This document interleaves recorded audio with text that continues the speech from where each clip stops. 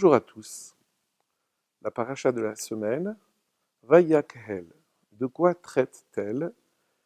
Du fait que Moshe Rabbeinu, le lendemain de sa descente du Har Sinaï, descente qui a vu les deuxièmes louchot être donnés au Bnei Israël, eh bien le lendemain était donc le 11 Tishri, Moshe Rabbeinu convoque le Ham Israël et il va leur dire les lois sur le Shabbat et surtout les lois sur l'élaboration du Mishkan.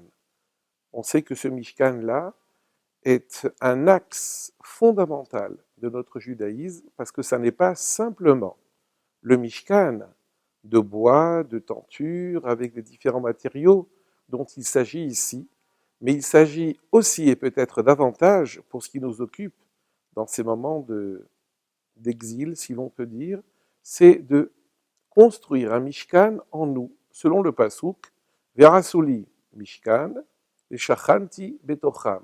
Autrement dit, il y a un service de Dieu qui se pratique dans le Mishkan, et nous devons retrouver en nous, terme à terme, ce service de Dieu en nous. Alors la question qui se pose ici, c'est que Moshe Rabbeinu descend avec les deuxièmes louchot, celles qui expriment le pardon de Hachem, consécutif, ce pardon, à la faute du Vaudor qui avait été faite quand Moshe Rabbeinu était redescendu avec les premières louchot cette fois.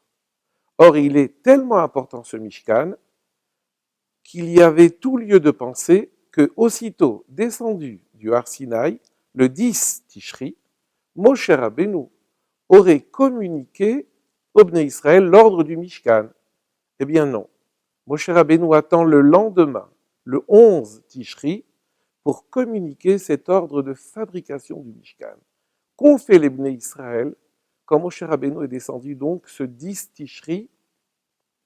Eh bien, il s'était emparé, si l'on peut dire, des deuxièmes louchot, celles qui étaient beaucoup plus riches que les premières, comme pour nous dire que finalement, cette faute du Vaudor aura fait comprendre à tout le peuple que la tchouva est possible, et finalement, puisque la tchouva a été au rendez-vous, les deuxièmes louchot sont beaucoup plus riches que les précédentes, que les premières. Et il y a la Haggadah, il y a la Halacha, il y a la Mishnah. Et les Bnei Israël étaient émerveillés de voir la richesse de ces deuxièmes louchot.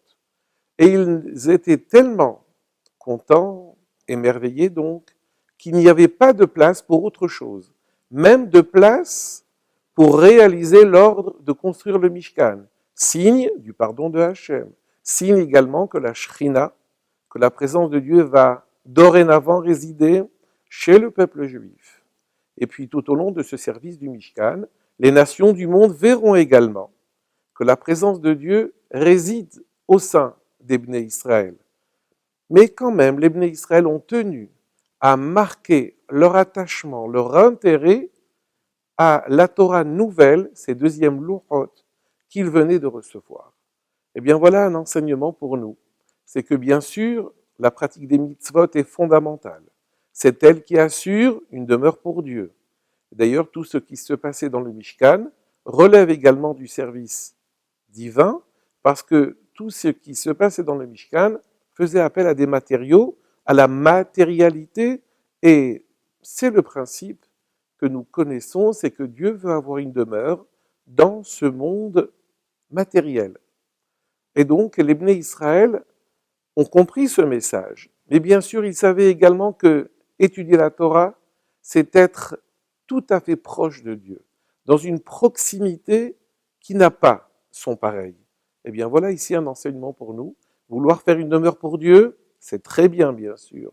C'est nécessaire et fondamental. Mais marquer son attachement à la Torah, ça l'est tout autant.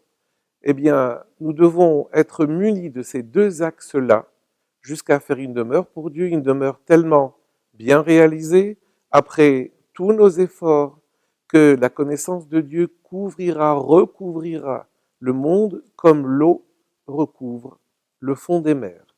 Mais avant tout, les Bnei Israël, et c'est l'enseignement de cette paracha, savaient parfaitement que si nous devons être mis au courant de nos actions, c'est la Torah qui nous le dit.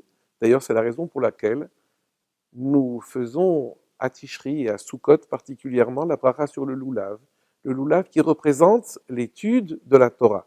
C'est à partir de cette étude-là que nous savons comment et quoi faire pour finalement avérer, révéler la présence de Dieu dans ce monde-là, et plus rien ne saura alors s'interposer ou ni retarder la venue du Mashiach. Avec l'aide de Dieu, au revoir à tous.